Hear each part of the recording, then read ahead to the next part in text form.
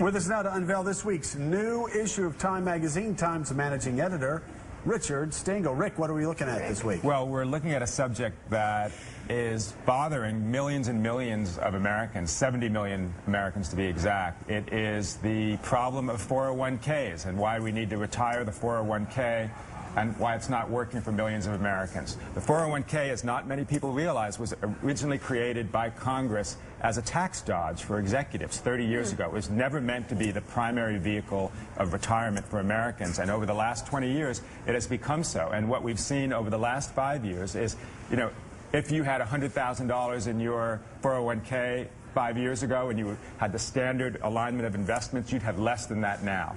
And what's been a disaster for people with the going into the Great Recession and now coming out of it is that the way the 401k works is that the closer you are to retirement, the less choice you have and the more money you're likely to lose. So people who are retiring were going into their retirement with hardly anything in their 401k. So, and we hear time and time again, people having to work past retirement age, past 65, or some even working into their 70s because their life savings were blown over the past couple of years on 401ks. Right, and in fact there's a quirk in the 401k, which is the closer you are to retirement, the more likely you are to lose money if the stock market goes down because you're putting less money into it. So that's what happened to a lot of people. So we talked to dozens and dozens of people who, you know, who have retired but now have to work. And you know, originally the 401k was meant to be a supplement to the kind of retirement that you would have, pension plus Social Security.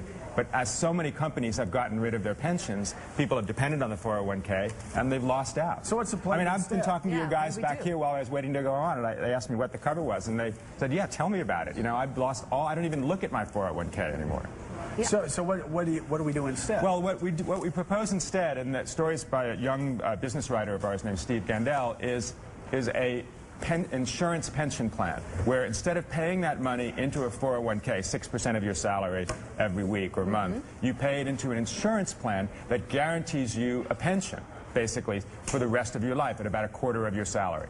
And that seems fair. I mean, the problem with the people who have lost all their money in their 401ks is 401k, isn't it supposed to be what you have when you retire? Why would you put money, 6% of your salary, into something that is a risk? Well, it's a risk, and then it's also something where you deplete it. I mean, it's basically a bunch of cash that you have when you retire, and you're supposed to take out 4 or 5% a year. I mean, and everyone tells you that's the smart thing to do.